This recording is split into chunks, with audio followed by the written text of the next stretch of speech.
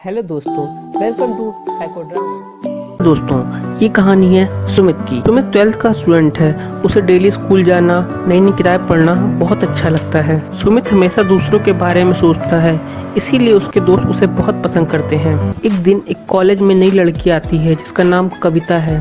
सुमित और उसका दोस्त राहुल जब कविता को देखते हैं तो उनके होश ही उड़ जाते हैं। सुमित के दोस्त राहुल को कविता अच्छी लगने लगती है और धीरे धीरे राहुल को कविता से प्यार हो जाता है। राहुल सुमित से रिक्वेस्ट करता है कि वो मेरे बारे में कविता को बताए।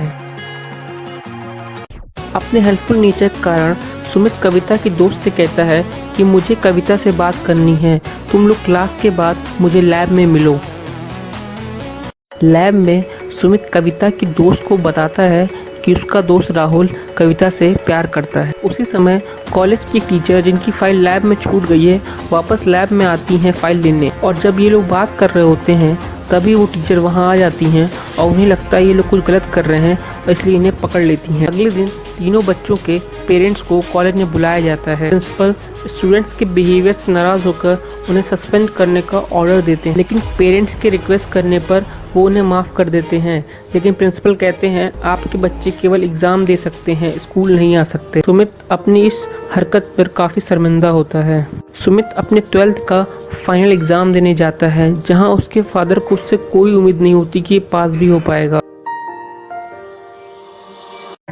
सुमित एग्ज़ाम देते समय बहुत घबराया हुआ रहता है। वो बहुत मुश्किल से कंसंट्रेट कर पाता है।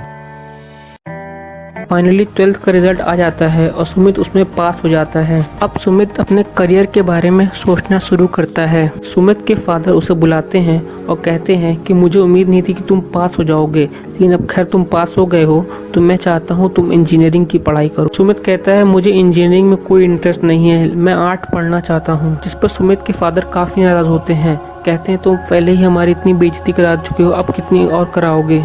फाइनली सुमित अपने फादर की बात मान लेता है और इंजीनियरिंग की तैयारी करता है। सुमित इंजीनियरिंग कॉलेज के लिए इंडिया के हर छोटे बड़े एंट्रेंस एग्जाम देता है।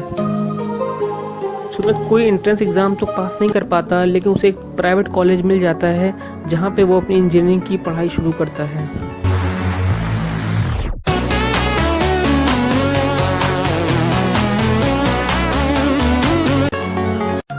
सुमित कॉलेज में आने के बाद सोचता है मैंने अपने पेरेंट्स को काफ़ी निराश किया है, अब मैं इंजीनियरिंग में खूब पढ़ूंगा ताकि मैं अपने पेरेंट्स को यहाँ शर्मिंदा ना करूँ। मगर कुछ ही समय में सुमित समझ जाता है इंजीनियरिंग उसके लिए नहीं है और वो काफ़ी फ्रस्ट्रेट हो जाता है।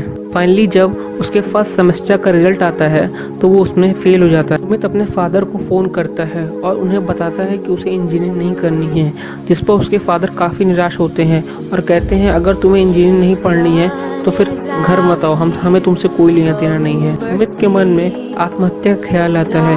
वो सोचता है कि अब उसकी ज़िंदगी में कुछ बचा ही नहीं है। लेकिन सुमित अपने दोस्तों से बात करता है। सुमित के दोस्त उसे समझाते हैं देखो, अगर तुम्हें इंजीनियरिंग में कोई इंटरेस्ट नहीं है तो तुम इसे बेशक छोड़ सकते हो, मगर suicide is not the option. अगर तुम्हें कुछ और करना है तो तुम बेशक वो करो, लेकिन अब तुम समझ लो कि तुम्हारे पेरेंट्स तुमको सपोर्ट नहीं कर रहे हैं, इसलिए अब तुम्हें खुद ही मेहनत करनी होगी अपने सपनों को पूरा करने के लिए। सुमित अपने दोस्त की बात से सहमत होता है और कॉलेज ड्रॉप आउट कर देता है कि उसे लाइफ में कुछ और करना है। सुमित कानपुर से दिल्ली आ जाता है क्योंकि उसे लगता है कि यहाँ पे उसे छोटी जॉब्स आराम से मिल जाएंगी। सुमित दिल्ली आकर एक स्कूल में टीचर बन जाता है ताकि वो अपने खर्चे निकाल सके। साथ ही साथ सुमित अपने आर्ट्स के सपने को पूरा करने के लिए जब नेट चेक करता है तो उसे पता चलता है कि एक यूनिवर्सिटी है इग्नू, जहाँ से वो डिस्टेंस एजुकेशन कर सकता है बीए में। सुमित सुबह स्कूल में पढ़ाता है और शाम को इग्नू और यूपीएससी की तैयारी करता है ताकि अपने पेरेंट्स के सामने अपनी खोई रिस्पेक्ट वापस पा सके। सुमित संडे को गरीब बच्चों को फ्री में ट्यूशन देता है। फाइनली सुमित यूपीएससी के एंट्रेंस एग्ज़ाम में बैठता है। सुमित पहले भी ट्राई कर चुका था लेकिन वो नहीं निकाल पाया था। ये उसका तीसरा अटेम्प्ट था। फाइनली इस अटेम्प्ट में सुमित यूपीएससी का एंट्रेंस क्रैक कर देता है।